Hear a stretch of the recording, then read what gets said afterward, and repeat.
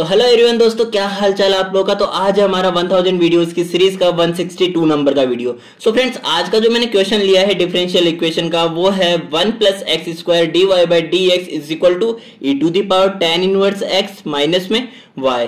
सो यहाँ पे इस तरह के जब भी आपके पास में क्वेश्चन आ जाए तो आपको फर्स्ट काम जो करना होगा वो करना होगा dy/dx को सभी प्रकार के बंधनों से मुक्त करो। मीन्स आपको जो भी हमारे पास में इक्वेशन गिवन है उसको dy/dx के इक्वेट करके लिखना है। तो यहाँ पे इसके मल्टीप्लीकेशन में मेरे पास में 1 + x² है, तो मुझे 1 + x² को इसको इससे अलग कर देना है।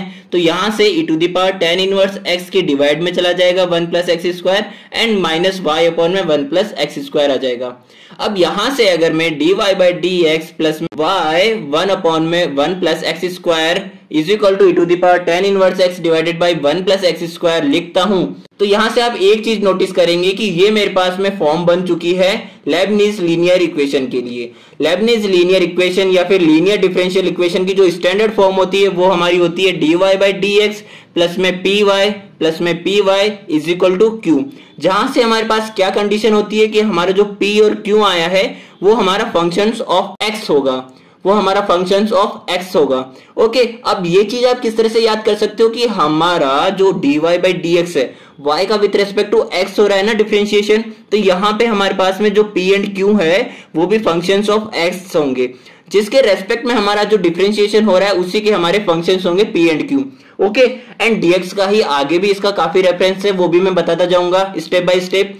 सो यहां से मेरा जो फर्स्ट स्टेप होगा लेबनिज लीनियर इक्वेशन के लिए वो यही होगा कि आपको p एंड q को सेपरेट करके लिखना है।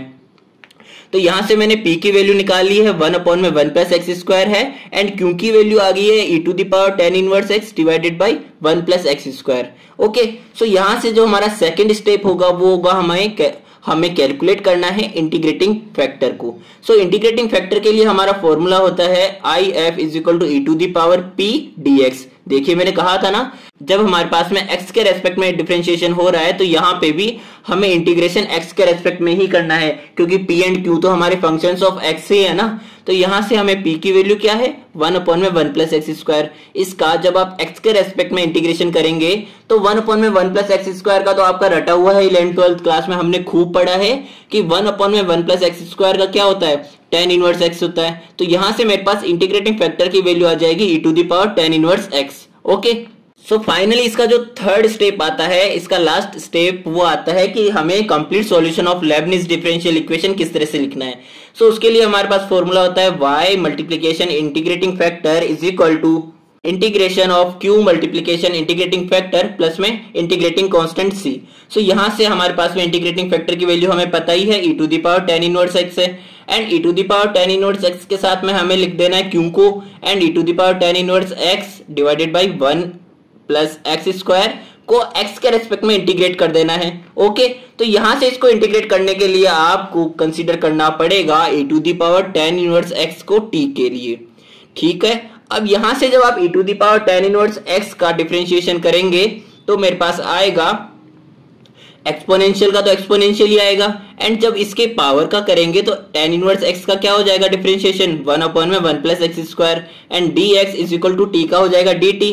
ठीक है, तो यहां से मेरे पास में जब मिलेगा तो यहां से इस वाली पूरी चीज को मैं रिप्लेस कर सकता हूं dt से, यानी कि e⁻tan inverse x divided by 1 + x² and dx को हम रिप्लेस कर सकते हैं किससे, dt से।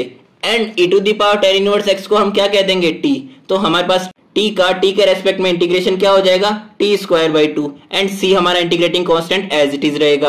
अब हमें t की जो वैल्यू हमने कंसीडर की थी वही वैल्यू इसको लौटा देनी है, तो मेरे पास में e⁻tan इनवर्स x का होल स्क्वायर डिवाइडेड बाई 2 आ जाएगा एंड हमारा LHS में जो ऊपर से चला आ रहा था y मल्टीप्लीकेशन इंटीग्रेटिंग फैक्टर जो कि क्या था हमारा e⁻tan इनवर्स x प्लस में c हमारा RHS में आ जाएगा। सो ये है हमारा आज के सॉल्यूशन का आंसर। मिलते हैं हमारे नेक्स्ट वीडियो में। Thank you so much.